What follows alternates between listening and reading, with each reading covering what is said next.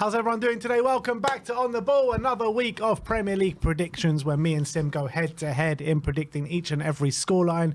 The scores on the doors, 115 to Sim, 121 to me. The gap is closing week by week, apparently. Well, not week by week, but definitely closed last week, that's for sure. 5 points for a completely correct scoreline, 1 point for a correct result in the star man. Once you pick that man, you cannot pick them again for the rest of the season. It's 5 points for a goal, 2 points for an assist. Let's get into the weekend's action. Some big games this weekend, and we're going to start off with Friday night football at the Amex. It's Brighton against Southampton. Both gone for Brighton wins, but Sim's gone for a narrow 2-1.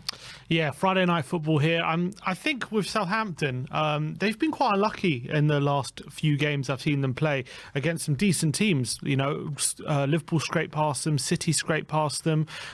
They've really been unlucky against some of the better teams in the league to not get more points. So I think they are going to give Brighton a good game. I think Russell Martin must be really frustrated that he's not been able to get points with some of the performances that Southampton are given. But Brighton are in great form. They're at home and they're a brilliant attacking side. So both teams like to keep possession. Both teams like to play their football. I just see Brighton coming out on top here, but I see a bit of a tighter game. So I went for 2-1. Yeah, I think Southampton's going to leave a lot of gaps here for Brighton. I think Brighton are going to exploit them with the likes of Welbeck, João Pedro, Ruta, a lot of big players that they've got. Minte coming back. Southampton, they have been performing well in a few games, but you look back a couple of weeks ago, they lost to Wolves 2-0 at Molineux. If this was at home, I probably would have got for Southampton. I probably would have gone for a bit of a tighter game, but I think Brighton, maybe they'll exchange blows early exchanges, but I think by the end of it, Brighton will run away with it. So I'm going for 3-1 to Brighton. Let's move on and let's go to Brentford against Leicester. Sim has gone for 3-1 to Brentford. I have gone for 2-2 here. The reason I've gone for 2-2 is because the manager's been sacked. The squad were clearly very happy about it. And a new manager's just been announced, Ruud van Nistelrooy, and I feel like Leicester are going to put in a performance for him. I feel like they're going to have a new lease of life. Obviously, like I said, very happy with the manager being sacked. Brentford do leave the back door well and wide open for teams to exploit, but they also got the firepower going forward as well. So I envisage a rejuvenated Leicester side and to take a point here at Brentford. Yeah, it's going to be interesting to see what kind of Leicester turn up in this game. Ruud's first game in charge, and it's going to see interesting to see how he sets them up. Obviously, Steve Cooper has definitely been setting them up in a more counter-attacking style, much more pragmatic style. So will Ruud be changing it up? I just feel like Brentford are such a well-drilled side. They're so well coached under Thomas Frank, and I feel given that it's Ruud's first game, he's going to maybe understand the size of the task here with going away at Brentford. And Brentford have a great home record, don't they? I think they're top of the league for the home record. Yeah. And I just see this carrying on here. So I've gone for a 3-1 win to Brentford.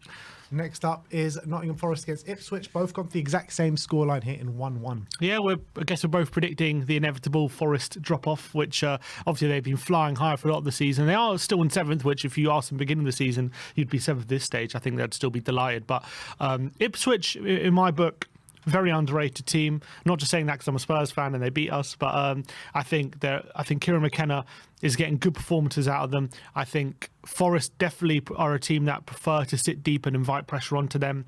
And I think Ipswich, they found that this new three at the back system they've been playing last couple of games, and it's really been working for them. They got really good talented players like Hutchinson and Delap in the front line. Forest, on the other hand, last couple games, I know there have been tough games against Newcastle and Arsenal, but they've been really well beaten, and maybe their confidence, they'll take a hit to their confidence. So I'm going for them to again drop points here. So I go for a 1-1. Yeah, I couldn't really pick either side in this game. I think Ipswich are actually playing the better football at the moment when you compare the two sides.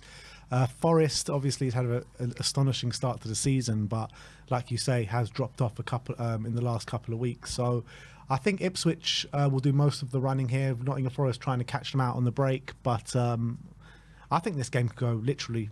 It was so hard to pick a winner from this one, so I just had to go for a draw. So I've gone for 1-1. Wolves against Bournemouth next, which is a really interesting matchup. Sim's gone for 2-2. I've gone for 2-1 to Wolves.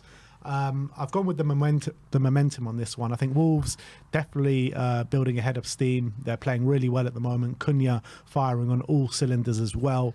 Bournemouth, a bit hit and miss at the moment. I feel like when they're away from home, they they rarely pick up wins, and I feel like going to Molineux, which is probably a hard place to go now with the form that Wolves are on, he really has turned it around, Gary O'Neill. So I've gone for Wolves to sneak this one 2-1. Yeah, I had 2-1 Wolves and I changed it last minute to 2-2. I just felt like Bournemouth. That 5 points is coming my way now. Off the back of what was a frustrating defeat to Brighton last time out at home, when they probably should have got more out of it. They've still got, I think Semenyo is back for this game now because he was suspended, I think, for the last game. He played last game, didn't he? Or maybe it's this game he's suspended for. No, I think he's suspended for one of the games. I'm not sure if it was this one or if it was last week. He played last week. He played, so maybe he's suspended for this one then. That might change my thinking. But I think Bournemouth obviously have the firepower. Wolves definitely have momentum, and at home they're going to be a lot more aggressive, a bit more on the front foot, and I think Bournemouth might like that. But on the flip side, will their defence hold up to scrutiny? Cunha's in unbelievable form, so I definitely see Wolves getting a couple of goals, but I also see Bournemouth with if they can catch Wolves with their pressing, force them into mistakes, which I definitely think they can do. I can see them getting some joy there as well, so I just went for 2-2. Next up is Palace against Newcastle. Both of us gone for the same scoreline here in 1-1. I feel like Palace, they just usually turn up against the big sides, don't they? They beat Spurs, narrow loss against Liverpool. I just feel like whenever the big sides come to town, they really turn up and they make it hard for the opposition to beat them. And I think it'll be no different this week. Newcastle were really poor last time out against West Ham. They're going to want a response, but I feel like Palace is just going to sit really low, compact, make it hard for themselves to concede. But yeah, 1-1. Yeah, and I feel that was a massive blow, that West Ham defeat to Newcastle, and there is a bit of a lack of creativity in that side.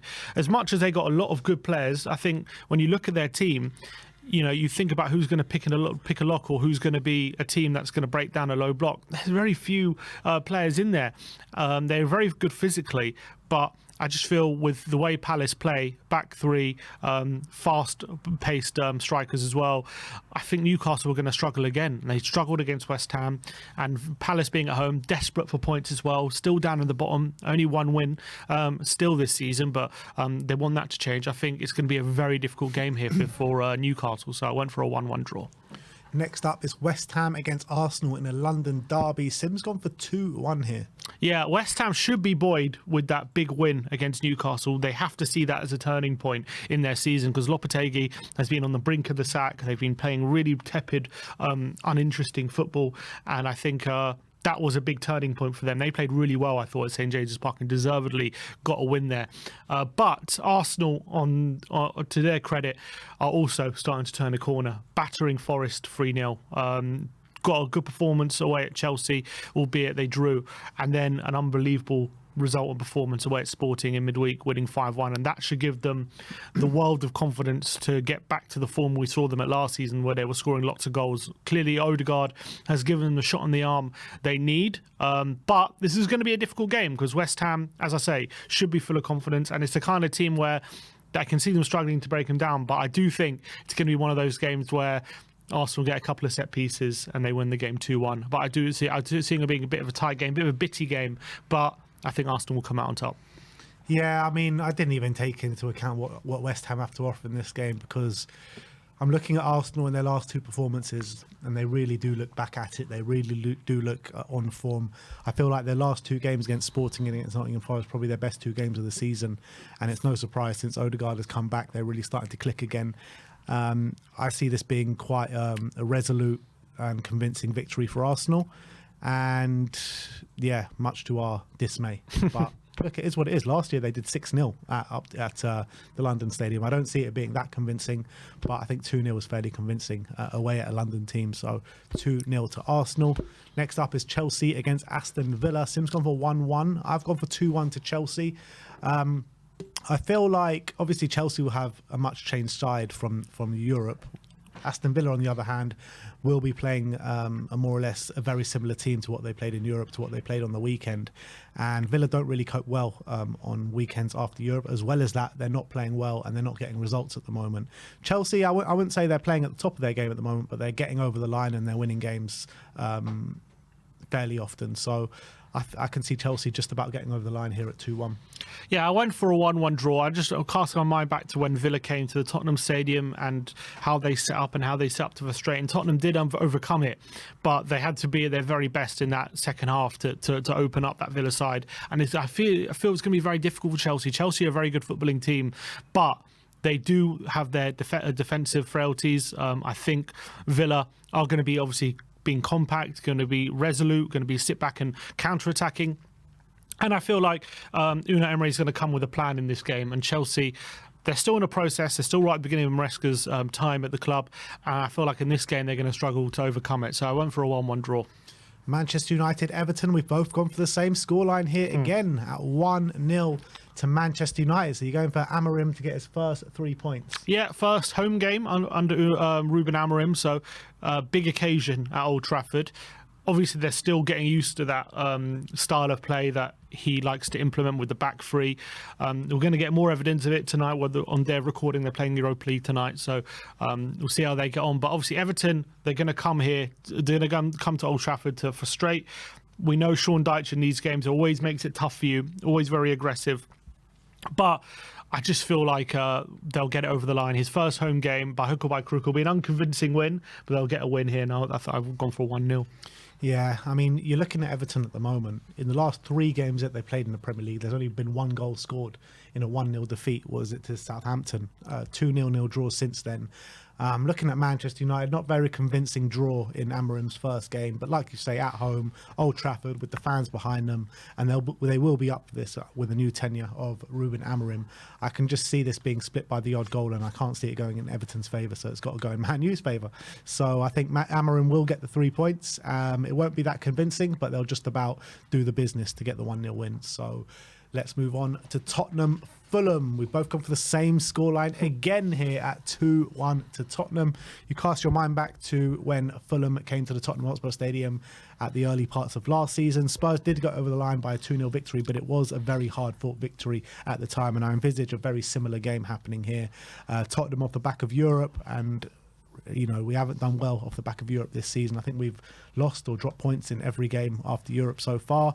However, on the back of that 4-0 win to Man City, I have to believe Spurs are going to get 3 points in this game. So I've gone for 2-1. We did win Old Trafford after Europe, so not every game, but the last 3, I think, we've lost or something like that. So we've definitely had our struggles, that's for sure. Looking at Tottenham's team tonight, very strong team as well. So will they be feeling leggy come Sunday? I guess we'll have to wait and see.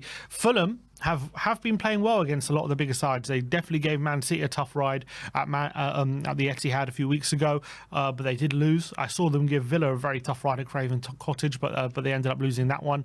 And I see them giving Tottenham a tough ride here, but also you see them losing this one as well. So I've gone for a really tough game, really tight game. I just feel like Tottenham will just have a bit more quality than Fulham, but Fulham are a really good team there and they're having a brilliant season, and I feel like it's going to be one of these games where it might be an unconvincing win for Tottenham, but I've just gone for a 2-1 win. Yeah, I mean, he's coached them so well, Marco Silva, hasn't he? You've got to give him a lot of credit. Now, the big one, Manchester City away to Liverpool here at Anfield. Sim has gone for a big 4-2 win to Liverpool. Yeah, I have, and I've gone for 2 for Man City because I think surely it's going to be time to bring De Bruyne back into the fold. They are still getting a few goals, even though they're conceding a bucket load. So I do definitely see. And also Konate, I think, went off injured in midweek. He probably won't be fit for this game. Connor Bradley as well. Connor Bradley. I think Trent apparently is going to be fit, so he can come back in. But Konate is going to be a massive miss. Obviously, with Haaland's not in great form, but I just can't see Man City holding up to scrutiny in midfield again. I'm looking at the legs of midfield that Liverpool have with Jones, who's playing so well, McAllister, who had a brilliant game in midweek against Madrid, Gravenberch, Szoboszlai can come in as well. And I think whatever midfield Man City put out there, it's going to be difficult for them to hold up to scrutiny at the moment. Their defence seems to be all at sea right now, and Liverpool have such unbelievable attacking options, not even just in the starting lineup, but even on the bench. Gakpo's in brilliant form, and he's coming off the bench and scoring regularly at the moment. And then Diaz, Nunez, Salah, so devastating on the counter, on the break, which City hate. So I've gone for a bit of an open game, like a lot of chances, but I just can't. I think Liverpool's front line is going to devastate it. So I've gone 4-2. Yeah, I mean, Look, I haven't been that convinced with Liverpool, albeit their form is just incredible. You've got to say that. You look at the form that they're on, one loss the whole season, I think one draw as well against Arsenal, beat Real Madrid midweek and made it look easy. Man City, they are just on horrific form. How can you be 3-0 up against Feyenoord at home and with 15 minutes to go not win that game? It's just crazy. 4-0 loss at home at the Etihad. So you probably think I'm crazy just predicting Man City to get a point here, but they just cannot afford to lose this game. They just cannot afford to do that. And if they do, the title is getting further and further away, albeit it's still very early on the season. It'll be 11 points if they lose. Yeah, 11 points is very big. And I just feel that Man City are just going to have a game on the weekend. I feel like they're going to turn up. No matter who they play, they do have quality in all over the pitch. They're performing well below the standard of the players that they have at the moment. Pep Guardiola looked like he beat himself up after that Feyenoord game. He really did. I mean, there were these scratches on his head, scratches on his nose. And I don't know, I just feel like Pep Guardiola, with the manager he is, with the players that he's got, is going to pull something out the bag. And I think a point away at Anfield could give them maybe the kickstart that they need to really, challenge and do an assault at the title. So I've gone for Man City to draw 2-2 at Anfield. We move on to the star men, and it is a Brighton head-to-head. Sim has gone for Danny Welbeck, and I've gone for João Pedro. Yeah, both in really good form at the moment. Pedro, goal and assist last game, but Danny Welbeck has also got 6 goals so far this season. He hasn't scored in a few games. I'm thinking it's about time he gets back on the score sheet, and I think at home to Southampton is a good timing. But knowing this, they're probably not going to score and they'll lose or something. Yeah. And that's usually how things work. We both go for the same team. Yeah, I know. But look, João Pedro, he's come back. He came on against Man City and got a goal and assist. Got a goal and assist in his last game as well. He seems really invigorated since coming back from his injury. So it's going to be interesting, isn't it? Because you probably think that these guys are going to be assisting and scoring off each other's good work. So look, Friday night football, and that first game of the weekend is a star man game. So it's going to be a very interesting watch. But that is our predictions for the Premier League this weekend. Let me know your thoughts and your predictions in the comment section below. We'll see you next time, guys.